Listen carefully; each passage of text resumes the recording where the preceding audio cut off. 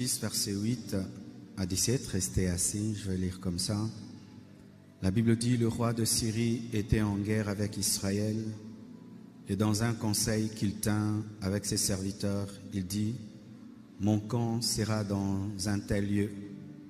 Mais l'homme de Dieu fit dire au roi d'Israël, garde-toi de passer dans ce lieu, car les Syriens y descendent. Et le roi d'Israël envoya des gens pour s'y tenir en observation vers le lieu que lui avait mentionné et signalé l'homme de Dieu. Cela arriva non pas une fois ni deux fois. Le roi de Syrie en eut le cœur agité. Il appela ses serviteurs et leur dit, ne voulez-vous pas me déclarer lequel de nous est pour le roi d'Israël? L'un de ses serviteurs répondit, personne, ô roi mon seigneur. Mais Élisée, le prophète, qui est en Israël, rapporte au roi d'Israël les paroles que tu prononces dans ta chambre à coucher.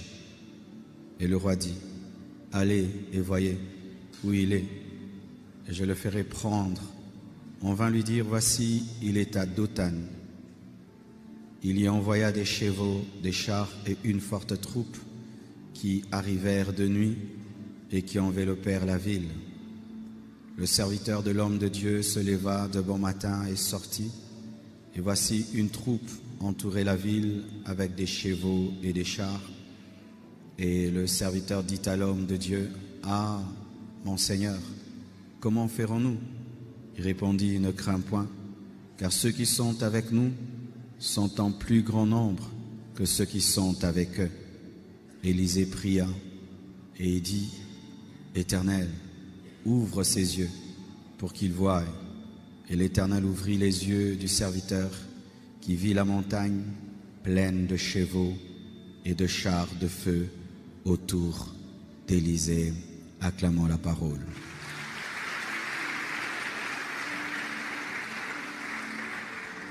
Avant de parler de ce verset, je vais m'entretenir avec vous sur deux autres versets.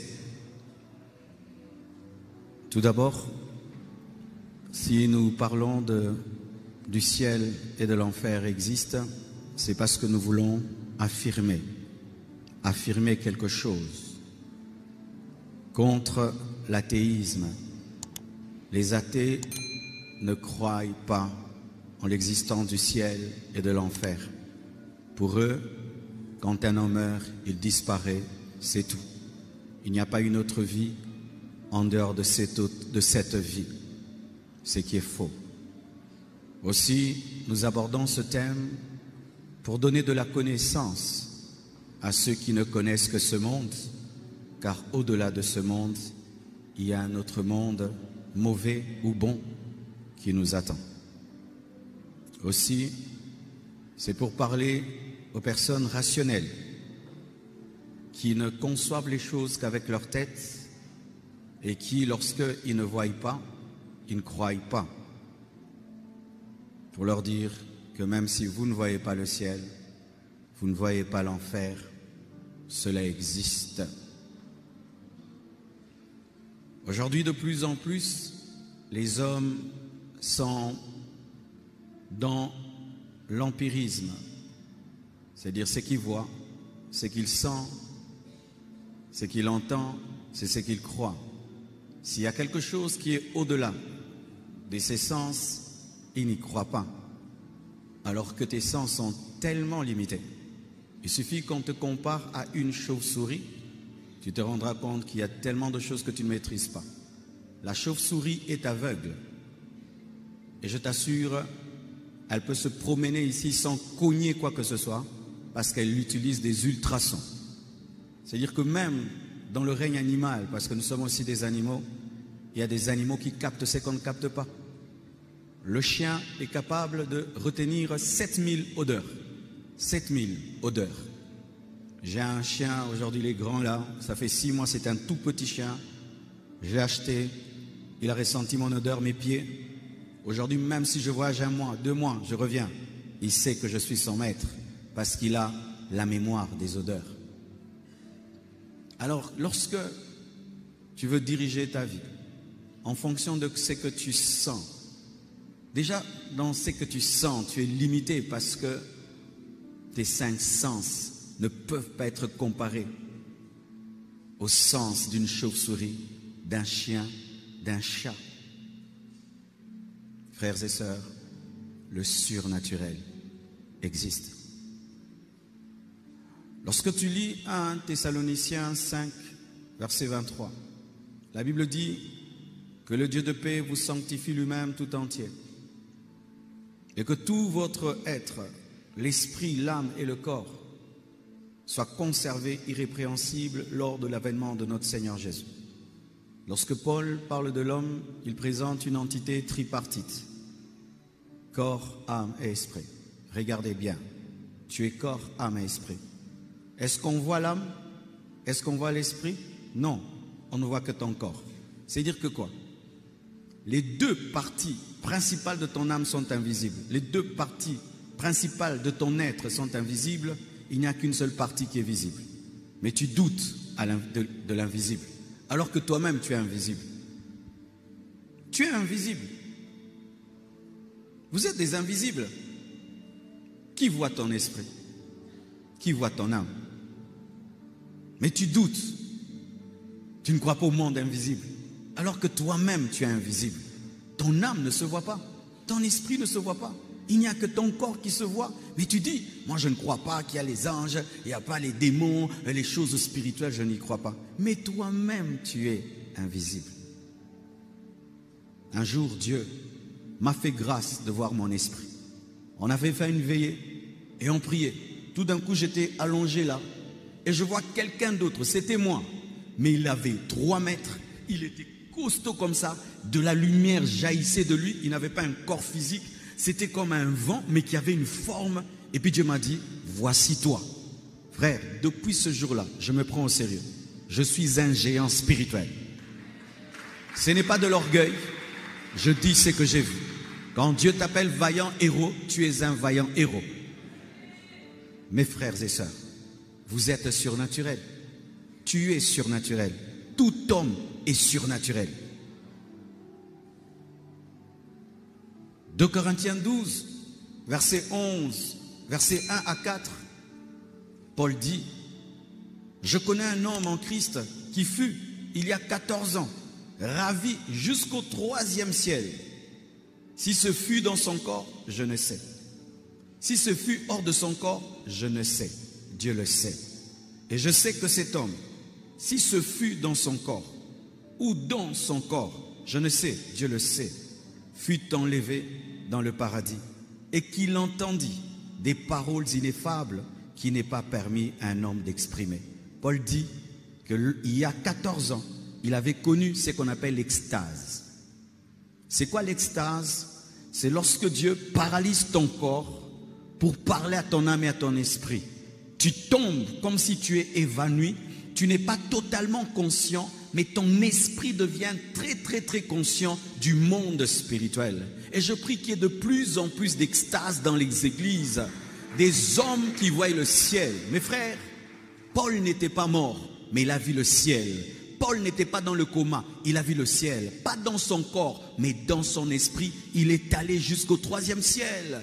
Le surnaturel existe. Il y a un esprit en toi.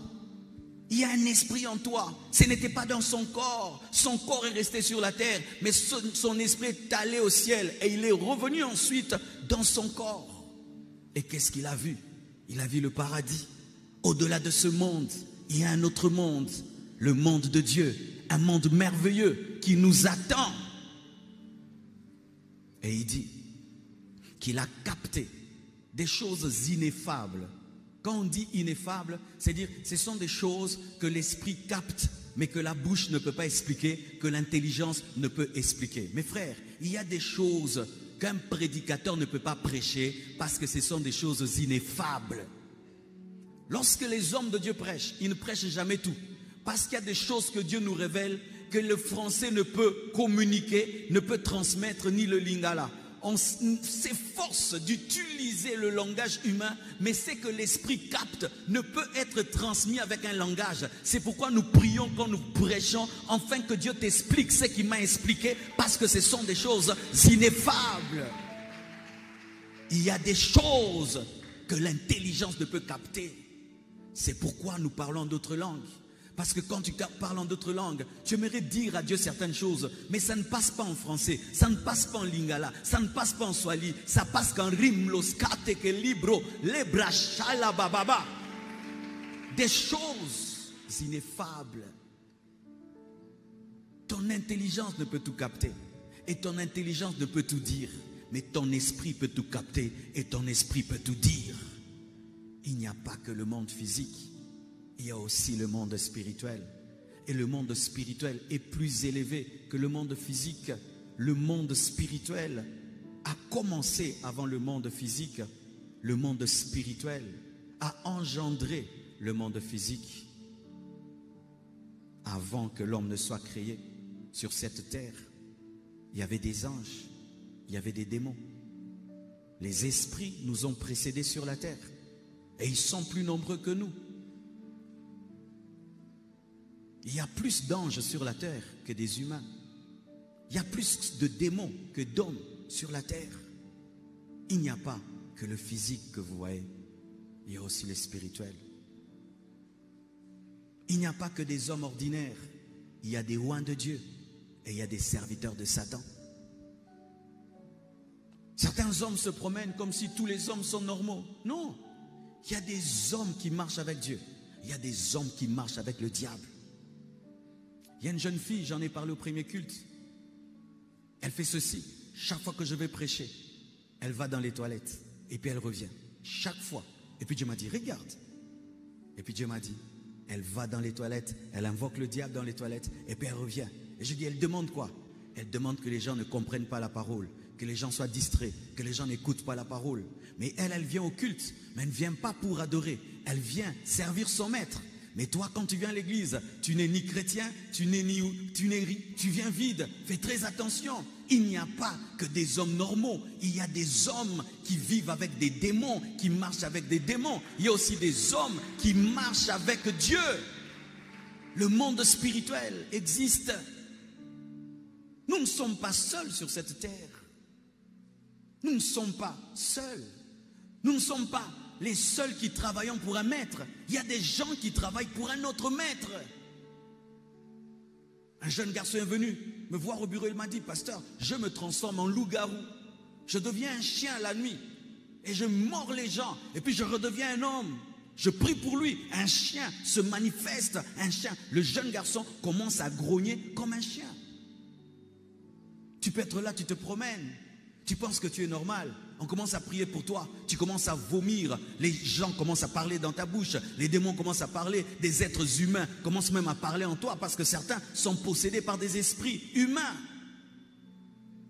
Certains, tu penses que ta maladie est ordinaire. Alors non, que c'est un démon. Il suffit de chasser le démon, tu es guéri. Certains, ton problème, tu penses qu'il est ordinaire. Alors que c'est une puissance de sorcellerie. Il suffit qu'on prie pour toi. Du coup, les choses s'ouvrent. Il n'y a pas que le naturel. Il y a aussi le surnaturel.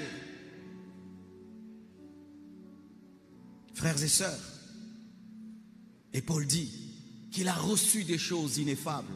Des choses qu'il ne pouvait transmettre. Des choses qu'il a gardées parce que le langage humain ne pouvait les communiquer. Il y a quelque chose que je sens le jour où Dieu va m'utiliser. Je ne peux pas expliquer. Il y a des matins, je me réveille, je sais que Dieu va m'utiliser. Même si j'arrive à un endroit, les gens dorment, ils sont froids, je sais que la gloire va descendre. Il y a quelque chose. Tu vois, quand tu cherches la fréquence radio, tu vois, ça et puis quand tu arrives quelque part, poum, radio Capi, n'est-ce pas?